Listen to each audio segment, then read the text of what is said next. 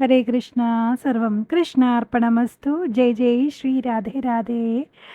ഇന്ന് ദേവി മഹാത്മ്യം 3-ാം ദിവസമാണ്. സ്കന്ദ അഗസ്ത്യ സംവാദമാണ് നമ്മൾ കേൾക്കാൻ പോണത്. അഗസ്ത്യ മുനിയാണെങ്കിൽ സ്കന്ദനോട് ചോദിക്കുകയാണ്, ദേവി ഭാഗവതത്തിൻ്റെ മഹാത്മ്യവും അത് ശ്രവിക്കേണ്ട ക്രമവിധാനവും പറഞ്ഞു തന്നാലും പ്രഭോ. പരമോത്തമമായിട്ടുള്ള ദേവി ഭാഗവത പുരാണം സാക്ഷാൽ ശ്രീദേവിയായിട്ടുള്ള ത്രൈലോക്യ ജനനിയായിട്ടുള്ള ഭഗവതിയാണ് പ്രകീർത്തിക്കണത്. അപ്പോൾ അങ്ങനെയുള്ള ആ ഒരു പുരാണത്തെ പറ്റി പറഞ്ഞു തന്നാലും എന്ന് അഗസ്ത്യ മുനി ചോദിക്കുകയാണ്. ഇത് കേട്ട് സ്കന്ദൻ പറയാണ്, മുനെ, ദേവിയുടെ പുരാണങ്ങൾ എനിക്ക് വിവരിക്കാനാവുന്നതിലും കൂടുതൽ വിപുലമായതുകൊണ്ട് എനിക്കത് ചുരുക്കി പറയാൻ മാത്രമേ കഴിയുള്ളൂ. നിത്യജഗദാംബികയായിട്ടുള്ള ഭഗവതിയാണ്. തൻ്റെ സാധകന് അഭിഷ്ടങ്ങളെയൊക്കെ കനിഞ്ഞു നൽകുന്ന ദേവിയാണ്. ആ ഭഗവതിയെയാണ് ഈ പുരാണത്തിൽ നാം കാണുന്നത്. വസിഷ്ഠോപദേശപ്രകാരം ആദിത്യപുത്രനായ ശ്രദ്ധദേവൻ എന്ന രാജാവ് പുത്രകാമേഷ്ടി ചെയ്യേണ്ടായി. എന്നാൽ രാജ്ഞിയായ ശ്രദ്ധ തങ്ങൾക്ക് ഒരു മകളുണ്ടാവണം എന്നാണ് ആഗ്രഹിച്ചത്. അതുകൊണ്ട് മഹർഷിമാര് ഒരു മകളെ ലഭിക്കാനായിട്ടുള്ള യജ്ഞമാണ് ചെയ്തത്. അങ്ങനെ ഇള എന്ന പേരുള്ള ഒരു കുമാരി ജനിക്കേണ്ടായി. എന്നാൽ രാജാവ് ദുഃഖിതനായിട്ട് തീരുകയാണ്.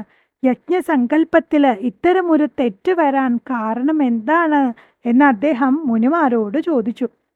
അങ്ങനെ ഇളയിൽ പൗരുഷം ഉണ്ടാവാൻ വേണ്ടിയിട്ട് മുനിമാര് പരമശിവനോട് പ്രാർത്ഥിക്കുകയാണ്. തൻ്റെ തപസ്സിൻ്റെ പ്രഭാവത്താലും മുനിമാർ പരമേശ്വരനോട് പ്രാർത്ഥിച്ചതുകൊണ്ടും ഇളയിൽ ക്രമേണ പൗരുഷം ഉണ്ടായി വരികയാണ്. അങ്ങനെ സുദ്യുമ്നൻ എന്ന പേരിൽ ഒരു ഉത്തമ കുമാരനായിട്ടാണ് അവൻ വളരണത്. യുവാവായി കഴിഞ്ഞപ്പോൾ അയാള് മൃഗയാവിനോദത്തിനായിട്ട് കാട്ടിലേക്ക് പോവുകയുണ്ടായി. കുതിരപ്പുറത്തേറിയിട്ടാണ് കാട്ടിലേക്ക് പോണത്.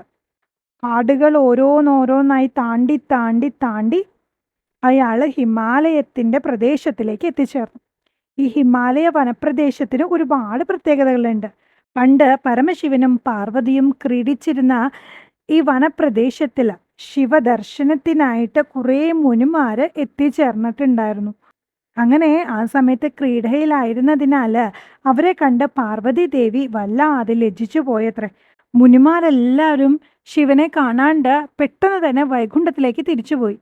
എന്നാലും പാർവതി ദേവിയുടെ ആഗ്രഹപ്രകാരം പരമശിവൻ ആ വനപ്രദേശത്തെ ശപിക്കുകയുണ്ടായി. ഇവിടെ കയറുന്ന പുരുഷന്മാരെല്ലാവരും സ്ത്രീകളായി പോട്ടെ എന്നുള്ളതായിരുന്നു ഭഗവാന്റെ ശാപം. അങ്ങനെ സുദ്യുമ്നനും പരിവാരങ്ങളെല്ലാവരും കൂടിയിട്ട് ഈ ഒരു വനത്തിൽ പ്രവേശിച്ചതും നിമിഷമാത്രയിൽ സ്ത്രീകളായിട്ട് തീരുകയാണ്. അതിസുന്ദരിയായിരുന്നു അവള്. അങ്ങനെ കാട്ടിലൂടെ നടന്ന് ഒരു ബുദ്ധ ആശ്രമത്തിൽ എത്തിച്ചേരുകയാണ്. ബുദ്ധൻ അവളിൽ അനുരക്തനായി എന്നാണ് പറയുന്നത്. അങ്ങനെ അവർ അവിടെ വെച്ച് ഒരുമിച്ച് ജീവിക്കുകയാണ്. അങ്ങനെ കുറേ കാലം കഴിഞ്ഞുപോയി. അവർക്ക് പുരൂരവസ് എന്ന ഒരു പുത്രൻ ഉണ്ടാവുകയാണ്.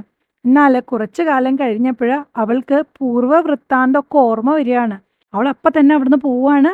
ഓടിച്ചെല്ലേണ്ടത് ആരുടെ അടുത്തേക്കാണെന്നറിയോ? വസിഷ്ഠ മുനിയുടെ അടുത്തേക്കാണ്. വസിഷ്ഠ മുനിയെ ചെന്ന് കണ്ട് കാര്യങ്ങളൊക്കെ പറയുകയാണ്. വസിഷ്ഠൻ പരമശിവനെ സ്തുതിച്ചു. ശങ്കരനും തിങ്കൾ കലാധരനുമായിട്ടുള്ള പരമശിവനെ ഞാൻ നമിക്കുന്നു. ഭക്തർക്ക് ഭുക്തിയും മുക്തിയും നൽകുന്ന നീലകണ്ഠനെ ഞാൻ തൊഴുന്നു. ഭക്തരുടെ ആദികളെ തീർക്കുന്ന പരമാത്മസ്വരൂപനായ ഭഗവാനെ, സൃഷ്ടിസ്ഥിതി ലയ കാരണങ്ങൾ മൂന്നുമാകുന്നു യജ്ഞസ്വരൂപനും ഗംഗാധരനുമായ ദേവദേവനെ ഞാൻ സ്തുതിക്കുന്നു. ഇങ്ങനെ സ്തുതിച്ചുകൊണ്ടിരിക്കുകയാണ് വസിഷ്ഠമുനി. ഈ സ്തുതി കേട്ടിട്ടുള്ള ഭഗവാൻ പ്രത്യക്ഷനാവുകയാണ്. ഇളയ്ക്ക് വീണ്ടും പൗരുഷം ലഭിക്കാനായിട്ട് മുനി ഭഗവാനോട് അഭ്യർത്ഥിക്കുകയാണ്. അങ്ങനെ ഒരു വരം കിട്ടുകയാണ്. മാസങ്ങൾ ഇടവിട്ട് ഇള എന്ന സുദ്യുമ്നന് പുരുഷനും സ്ത്രീയുമായി തീരാനായിട്ട് ഭഗവാൻ അനുഗ്രഹം കൊടുക്കുകയാണ്. അങ്ങനെ പരമശിവനോട് ഈ വരം വാങ്ങി മടങ്ങവേ കോടിചന്ദ്രകലകളുടെ ഭാസുരപ്രഭയുള്ള പാർവതീ ദേവിയെ കണ്ട് മുനി വണങ്ങി സ്തുതിച്ചു. ഭഗവതിയോട് പറഞ്ഞു, ഇളയ്ക്ക് പുരുഷത്വം സ്ഥിരമായിട്ട് ലഭിക്കാനായിട്ടുള്ള മാർഗം എന്താണ് ഭഗവതി എന്ന് ഭഗവതിയെ വാഴ്ത്തിക്കൊണ്ട് ചോദിക്കുകയാണ്. ഭക്തിഗമ്യയും മഹാമായയും ബ്രഹ്മാദികൾ നമിക്കുന്നവളുമായ ദേവി, അവിടുന്നാണ് സൃഷ്ടിസ്ഥിതി ലയപ്രഭാവങ്ങൾ നൽകുന്നത്. അവിടുത്തെ വണങ്ങുന്നവർക്ക് അസാധ്യമായി എന്താണുള്ളത്? ഇത് കേട്ട് സംപ്രീതയായിട്ടുള്ള ദേവി മുനിയെ അനുഗ്രഹിക്കുകയാണ്. സുദ്യുമ്നന്റെ ഗൃഹത്തിൽ ചെന്ന് ഒരു നവാഹ യജ്ഞമായിട്ട് ദേവി ഭാഗവതം കേൾപ്പിച്ചു കഴിഞ്ഞാൽ ഇളയ്ക്ക് നഷ്ടപ്പെട്ട പുരുഷത്വം തിരികെ ലഭിക്കും എന്നായിരുന്നു ഭഗവതിയുടെ ഉപദേശം. ദേവിയുടെ ആജ്ഞ സ്വീകരിച്ചിട്ട് മാമുനി നവാഹം നടത്തുകയാണ്. അങ്ങനെ 9 ദിനരാത്രങ്ങൾ കഴിഞ്ഞപ്പോൾ ഇള വീണ്ടും സുദ്യുമ്നനായിട്ട് മാറി. അദ്ദേഹത്തെ രാജാവ് കിരീടധാരിയാക്കി മാറ്റുകയും ചെയ്തു.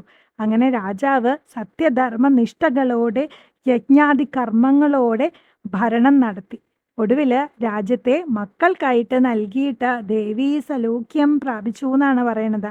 അപ്പോൾ ഈ കഥ ഭക്തിപൂർവം പഠിക്കുകയോ കേൾക്കുകയോ ചെയ്യുന്നവർക്ക് ഭഗവതിയുടെ അനുഗ്രഹം അഭിഷ്ടസിദ്ധിയും ഒടുവിൽ ദേവീ സലോക്യവും ഉണ്ടാവും എന്നാണ് ഫലസ്തുതി പറയണത് കേട്ടോ. എല്ലാം ദേവിയുടെ പാദപത്മങ്ങളിൽ സമർപ്പിക്കുകയാണ്. എല്ലാം ഭഗവതിയുടെ തിരുമുന്നിൽ സമർപ്പിക്കുകയാണ്. എല്ലാം പൊന്നു ഗുരുവായൂരപ്പൻ്റെ തൃക്കാൽക്കൽ നമുക്ക് സമർപ്പിക്കാം. സർവം കൃഷ്ണാർപ്പണമസ്തു. ജയ ജയ ശ്രീ രാധേ രാധേ.